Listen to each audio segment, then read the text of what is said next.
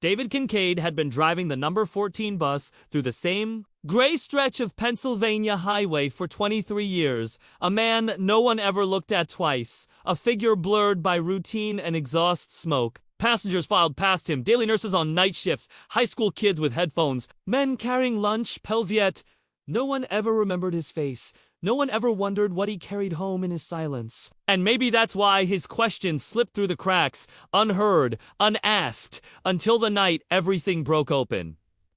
What happens when the person holding the wheel decides he can't keep pretending the road is real? I'm not telling you this as a story. I'm telling you because I was there, sitting 3 rows behind him, watching the back of his neck tighten, watching his hand hover above the black steel leva like a man weighing the value of a final breath. There was nothing extraordinary about that night until the boy in the red hoodie leaned close to David's ear and whispered something I swear to God I didn't hear.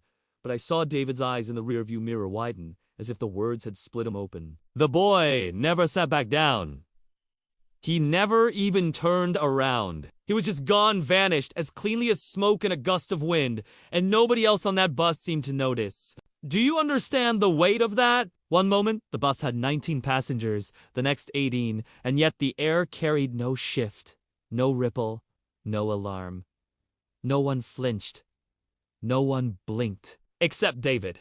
His lips moved soundlessly, as if repeating the words the boy had pressed into him. Words only his ears had been marked to carry. And then his hands, trembling but certain, gripped the controls in a way I had never seen before. Not like a driver keeping pace with the road, but like a man taking command of something no one else in the vehicle had realized they were inside of. That's when I felt it the floor beneath me hum. Not with the low engine rattle I'd grown used to on long rides, but with a kind of pulse. Like the bus itself had been waiting, alive, aware, and listening. I glanced at the woman across from me, an older lady clutching her shopping bag. And for a split second, her eyes weren't hers at all.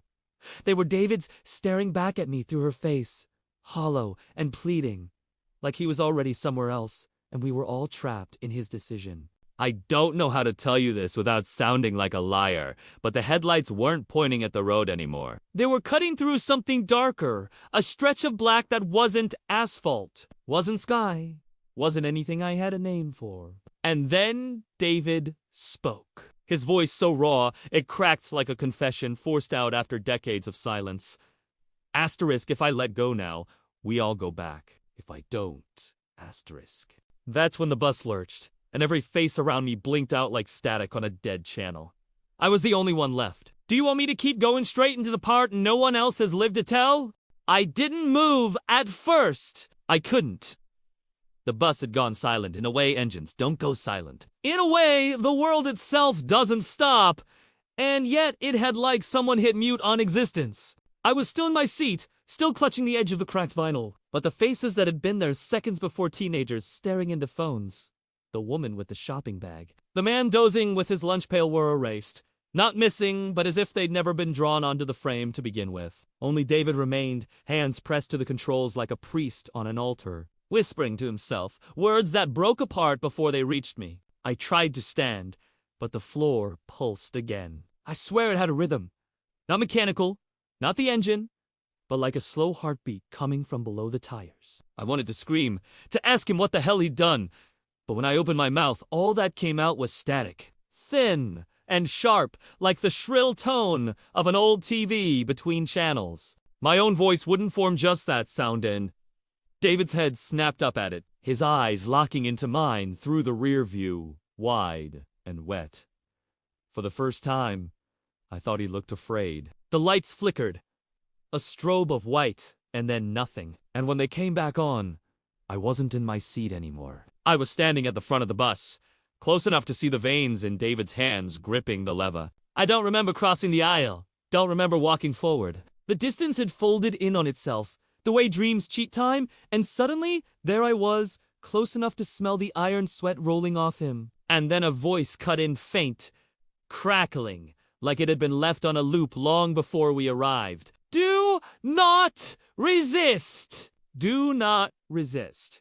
At first I thought it was the bus's speaker system, some garbled announcement replaying from a broken circuit, but David shook his head before I even asked. His lips trembled as he said, "That isn't the bus. That's asterisk. You asterisk the words knocked the air out of me, because when he said it, I realized I could still hear the phrase echoing, do not resist. But not outside. Not in the metal body of the vehicle. It was inside, like a recording buried at the base of my skull, pressed into me years ago, waiting for a trigger. My hands shook as I touched the side of my head, and for a second I could feel something, a ridge under the skin. Too smooth to be bone, too sharp to be natural. I staggered back, breath torn, trying to separate my fear from the fact. But here's the part that makes me sick, even saying it. When I looked up again, David wasn't alone. There was a man in the aisle now, halfway down the bus. Mid-40s, maybe, gray, stubble, blue work shirt with no company patch. He was leaning against one of the poles like he'd been there the whole time, like I'd simply forgotten him. His presence wasn't loud, wasn't hostile, but it was wrong in the way a photo feels wrong when someone's face shows up twice in the same shot. He tilted his head toward me and smiled not warmly, but with a kind of recognition that burned deeper than familiarity. You don't remember? Do you? His voice was smooth, quiet, but layered with something I couldn't pin down, like there were two tones speaking through him at once. One human, one machine. He lifted a small recorder from his pocket, the kind reporters used decades ago. Its plastic chipped and old. He pressed play. What came out was my own voice. I don't remember. Do you? The same words he had just spoken to me. Only this time in my voice. Same tone. Same hesitation. He let the tape wind down before sliding the recorder back into his shirt pocket. That's how they do it, he whispered, almost kindly. They take your voice first. Then the rest follows. I wanted to ask who they were, but the word caught in my throat, swallowed by the sound of the bus groaning around us like it was alive. David was whispering again, but I couldn't tell if it was prayer or confession. The stranger stepped closer, his shoes silent against the rubber floor, and I felt the kind of cold you feel in hospitals at night when the vents cut too deep. You saw him vanish, didn't you? He asked, and I knew he meant the boy in the red hoodie. That's how it starts. Someone leaves without leaving. And the rest of us. He glanced at David, then back at me. The rest of us follow, one by one, until no one remembers there was ever a bus at all. Something inside me snapped then.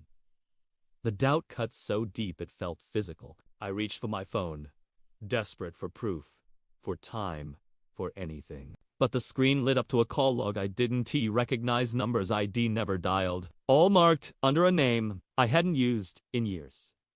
Dad. My father had been dead since 2009. Yet there it was. 4 missed calls. The last one! Timestamped 3 minutes ago! I dropped the phone, heart stuttering. The stranger didn't flinch, just nodded like this was expected, like the script was playing out exactly as written. They don't want you to remember, he said softly. That's the truth behind what no one tells you. That's the real, unsolved mystery. Not where people go, but what they erase before they leave. The bus shuddered, harder now, metal screaming against itself. And for a second, I smelled something burning plastic, flesh, memory itself. David finally turned toward me, his face gray, his eyes spilling with something between terror and relief. It's not the road anymore, he whispered. It's choice!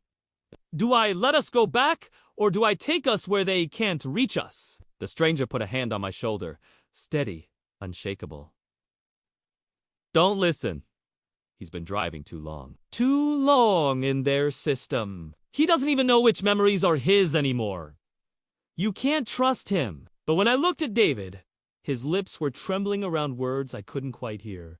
Words I swear sounded like my own name. And that's where the fracture hit me. Deep and cruel.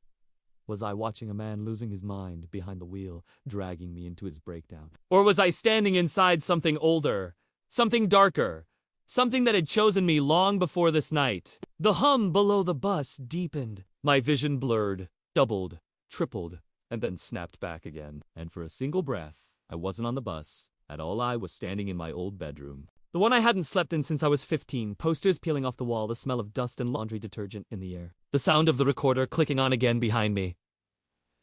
And then, my own voice whispering from the dark.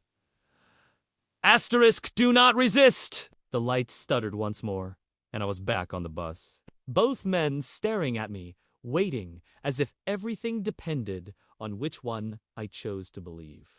But here's the thing: when I looked down, there were 19 sets of shoes on the floor again. Passengers? Silent? Present. But no faces above them at all. Would you like me to keep going straight into what happened when the bus finally moved again? And the road wasn't where it should have been?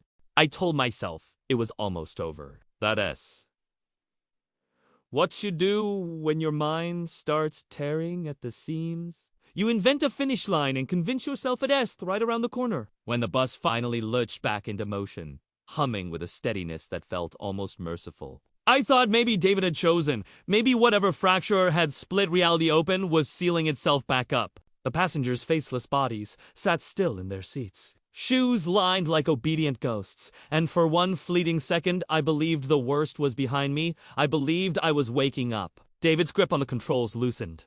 His shoulders slackened. And for the first time since the boy in the red hoodie vanished, his eyes closed. His lips barely moved, but I could read the shape of his words.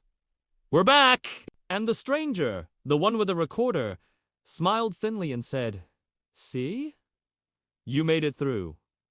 That was the test." Most people fail. His voice had lost its distortion. Smooth now, human, trustworthy, and I almost wanted to thank him. But then, my phone buzzed again. Not ringing, not vibrating, just a faint, persistent hum in my pocket, like something alive. I pulled it out, expecting another log of impossible calls, but the screen showed a video I didn't remember recording. Date stamped 5 years ago. Title: Bus Ride. My throat dried.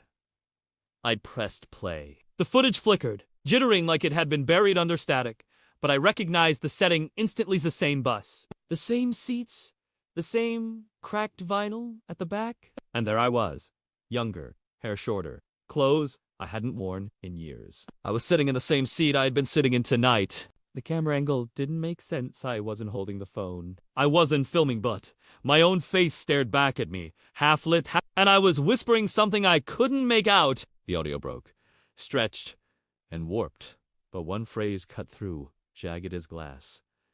Asterisk, don't resist. The screen went black. The stranger glanced at the phone in my hand and nodded, almost proud. See? Proof. It's a loop. You've been here before. That's the hidden truth! They buried it in your head, but you've lived this. And for a terrible heartbeat, I believed him. I believed every step. Every shudder of the bus was part of some cycle I'd already endured and forgotten. Some memory glitch designed to keep me docile. Relief surged through me like cold water finally. An answer. A reason for the noise. The vanishings. The distortions. A mystery uncovered. But then David spoke again, and it shattered everything. His voice was raw, cracked open by grief. That's what they want you to think.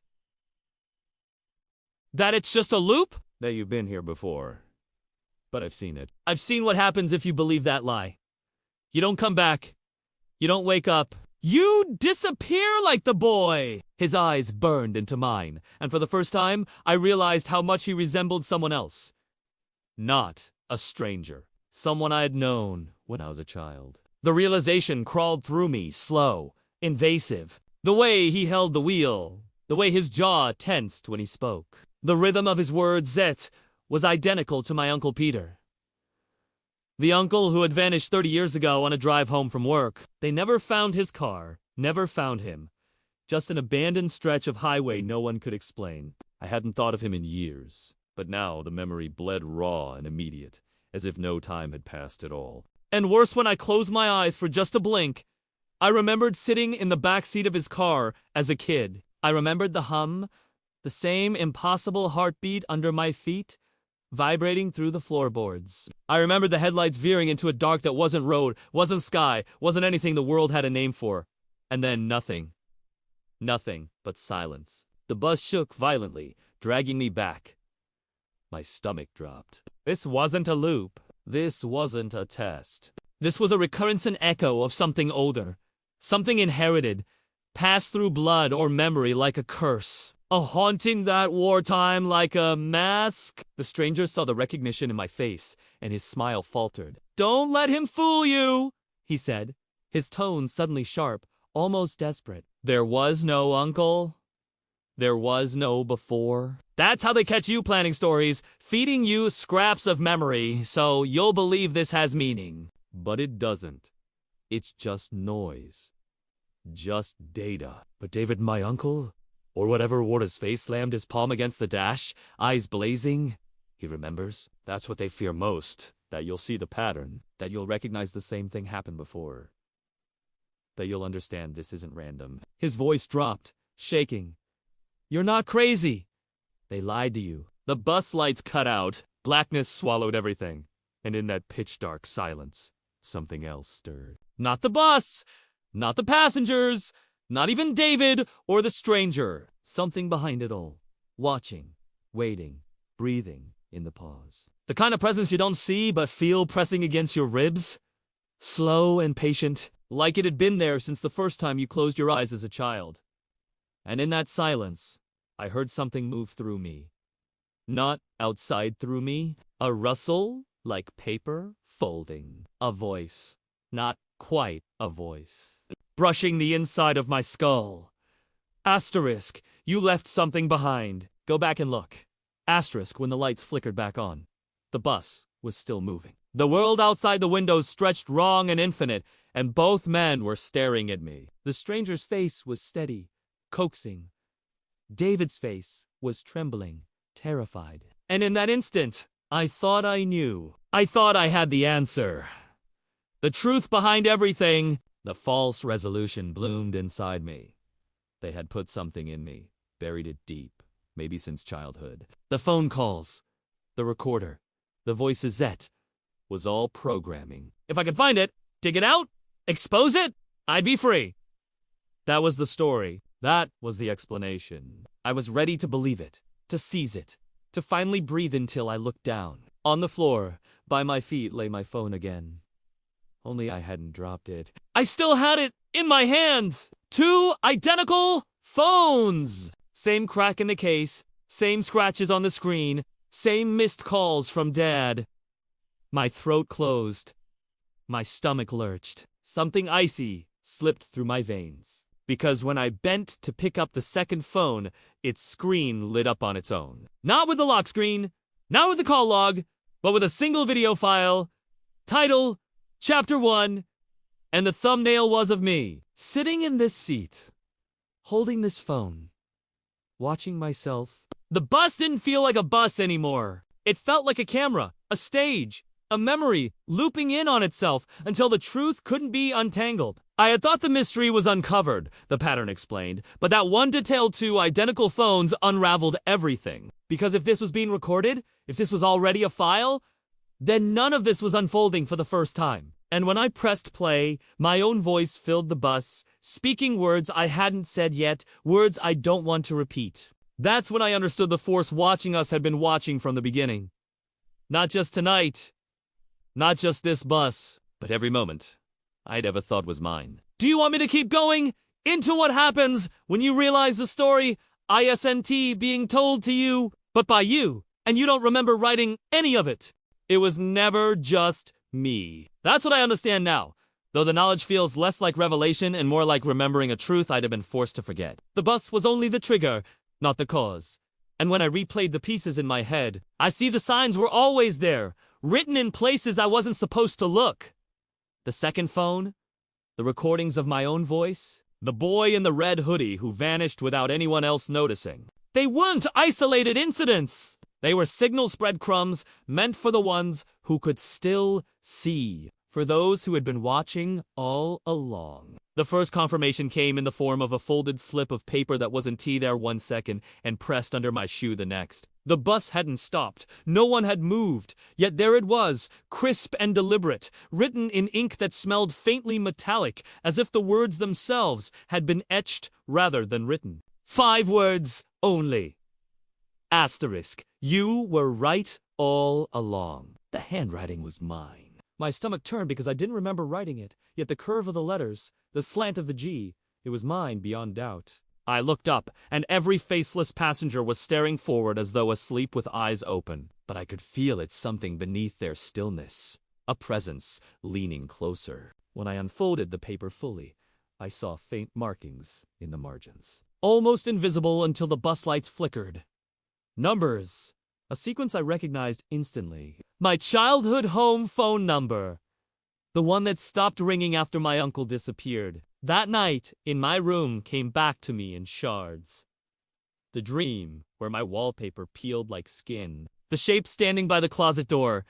The way I woke with my palms marked in ink I didn't own. I had thought it was a nightmare. Now, I wasn't sure it was even mine. David Orr, the man wearing David's face, kept his eyes on the road ahead, though no road existed anymore.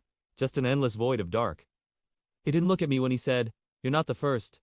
You're not the last. They keep us apart until it's time." His voice shook, but there was relief in it too. The kind a prisoner feels when someone else finds the hidden carving on the cell wall that says asterisk I was here. The stranger, with the recorder though, leaned close. His breath smelled faintly of copper, his eyes reflecting nothing, like two small pools of film stock. He whispered, so low I barely caught it, "Don't read the symbols. They're not for you. They're for them. That's how they mark who's ready." He tapped the recorder against his chest. And I realized with a jolt that the tape wasn't running forward or backward, it was looping, splicing, rewriting itself in real time, layering voices over voices. I leaned in, straining to hear, and under the hiss of static, I caught pieces that didn't belong to me. A woman's cry, a child laughing, a radio announcement about found footage from 20 years ago. That phrase lodged in me like a splinter because I had seen that footage. Not recently, not online, but as a teenager, buried deep in the VHS section of the local library archives, and one of them was mine. The bus jolted, the lights flickered, and the faceless passengers shifted in unison, their heads turning toward me in a slow, mechanical arc. Their shoes scuffed the floor at once, a collective sound like chalk dragging across slate. In the space between their silence, I heard it clearly now. Whispers layered together. Not words, but a rhythm. The same heartbeat hum I'd felt in my feet since the night began. I pressed the note to my chest, clutching it like scripture, and for a second I swore I understood them. Not voices, not ghosts, observers. Because here's the part no one ever tells you. They've been watching. Not just me. All of us. Every blackout moment you can't account for.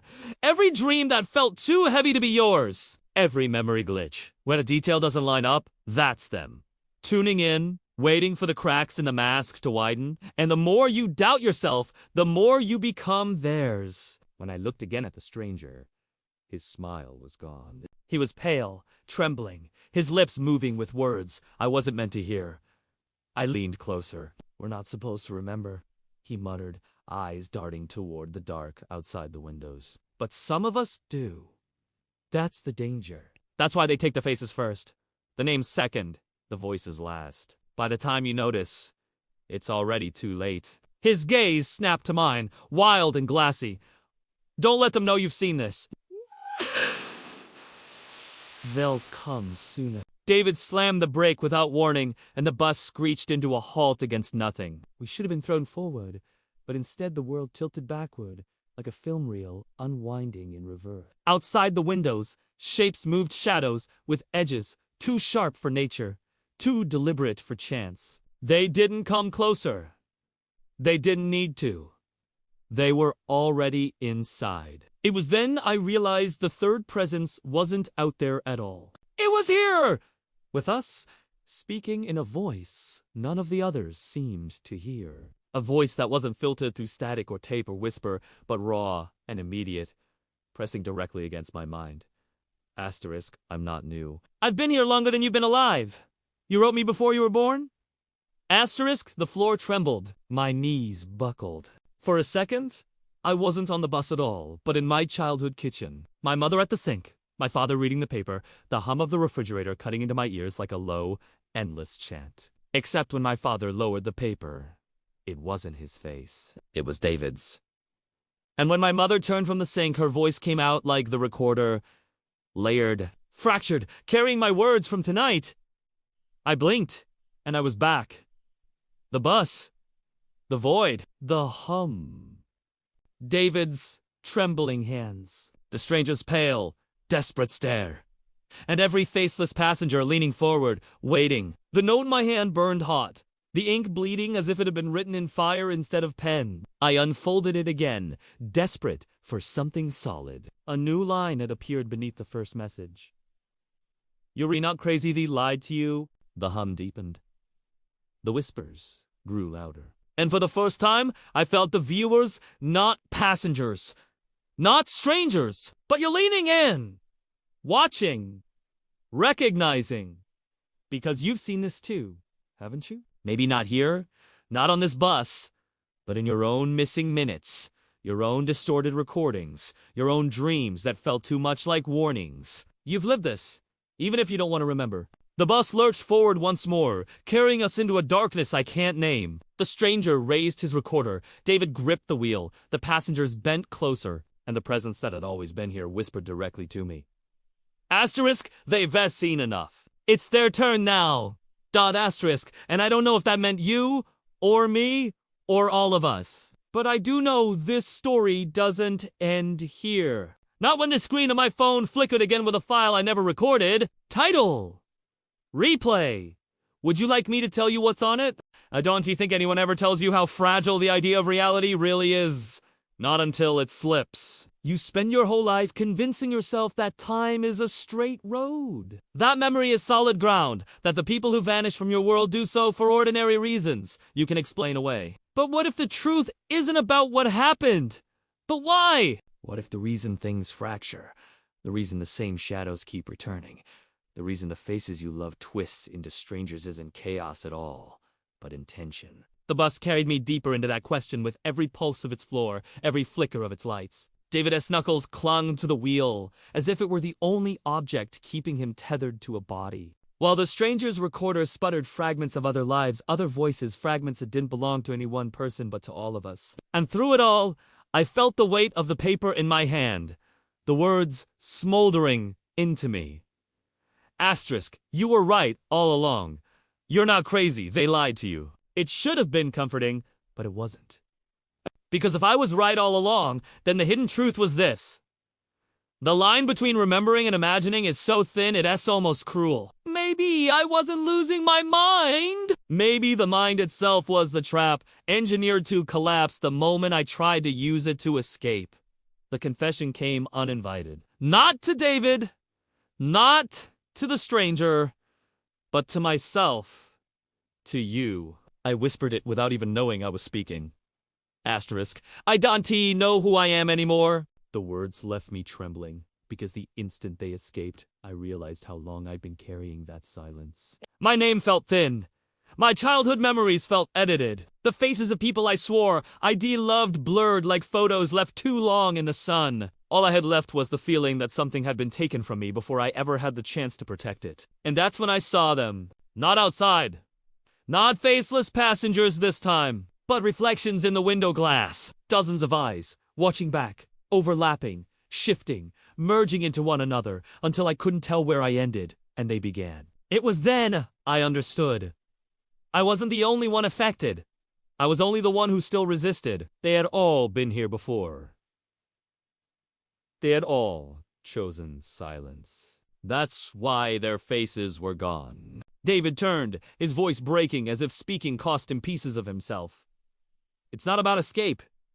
It's about belief. If you believe this is just madness, you'll survive it, but you'll lose yourself. If you believe it's real, if you remember too much, you'll never get back. His hands shook so violently I thought the wheel would snap off. You have to choose what to forget! The stranger slammed his recorder against the seat, his face contorted in something like rage or grief.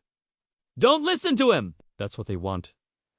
Compliance doubt keeps you alive. Doubt is the only shield we've got left. And me!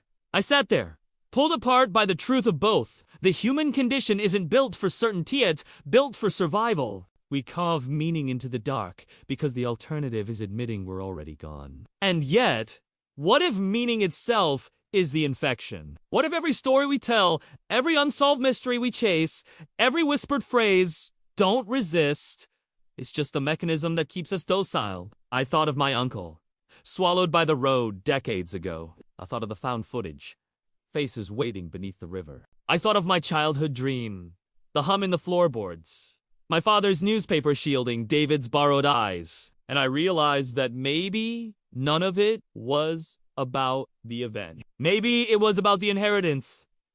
Trauma passed down like blood, fear encoded like DNA.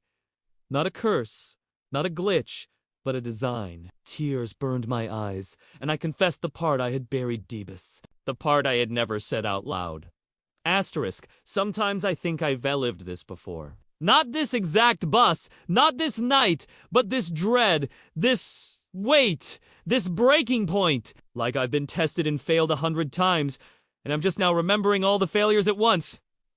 Asterisk, the bus slowed. Not to a stop, but to something worse, a stillness. That wasn't rest, but suspension, as if we were caught between two decisions that could not coexist. The windows fogged, not with breath, but with words scrolling backward from the inside.